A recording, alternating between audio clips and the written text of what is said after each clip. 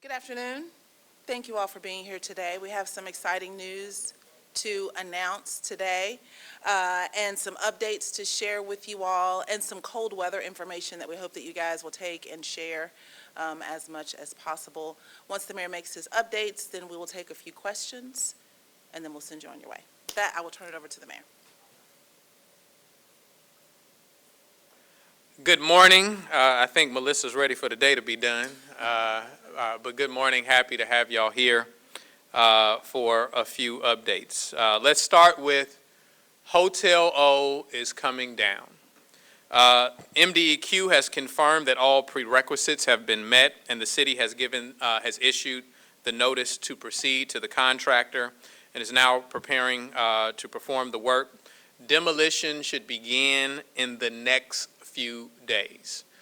We're truly excited. We know what a blight this is on our community, what a danger and threat it is, as well as we know that we have unhoused individuals that have often been seeking shelter within Hotel O. Typically, when it gets cold, as it is now, they sometimes set fires in order to stay warm.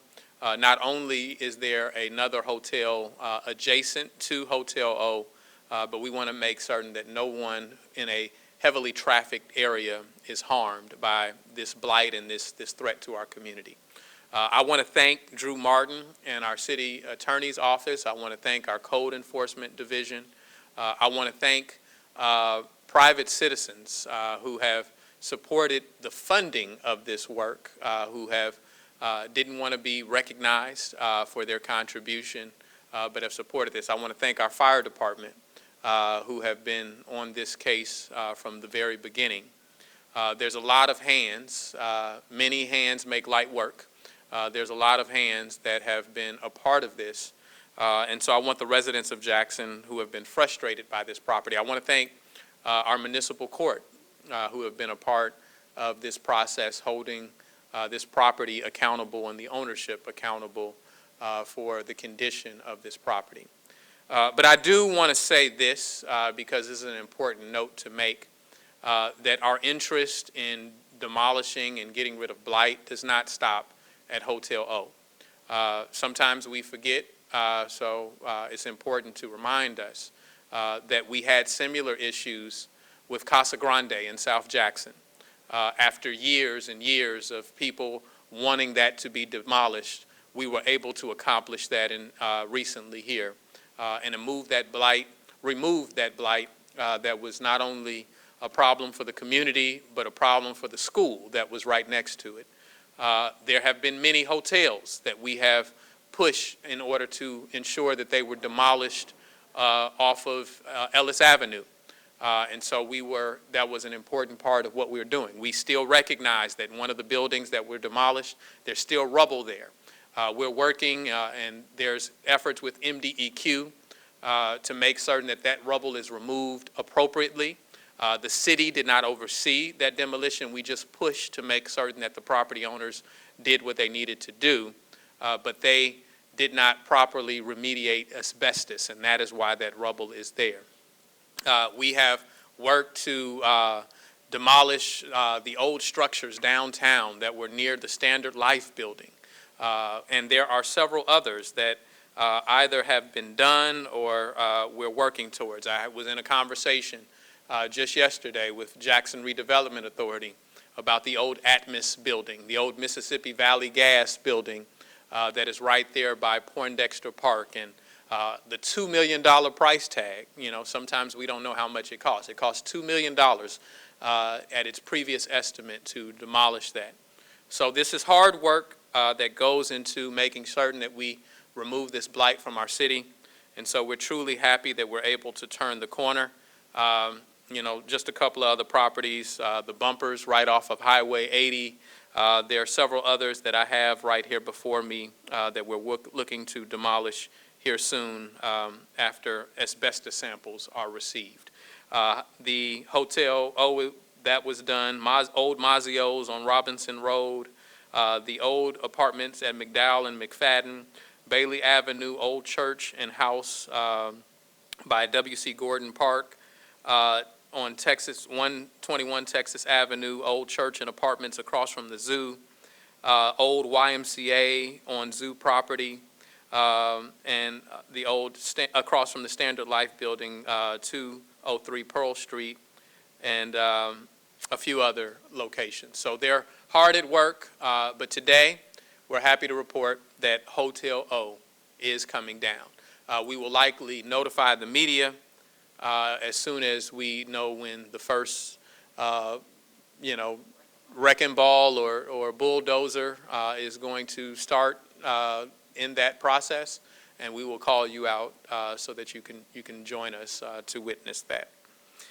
We all know that we're having or experiencing cold temperatures, which can be threatening to, specifically our unhoused population. It can be threatening to the elderly if they don't have proper support, and anyone who is in need of shelter of any type. Our shelters are nearly at capacity already. We opened for the cold weather yesterday, and we're up to 104 people that are utilizing the shelter. We need donations, as we have asked for in the past, snacks and coffee to help the individuals. We want to thank again Shower Power, which is helping to stand up our cold weather shelter. They have been, they have been right on the spot. They have been a tremendous support to the city of Jackson, and we're grateful for their love on the city and its residents and those that need shelter. So with that, those are the updates that I have for you. If you have any questions, I'm prepared to accept them at this time.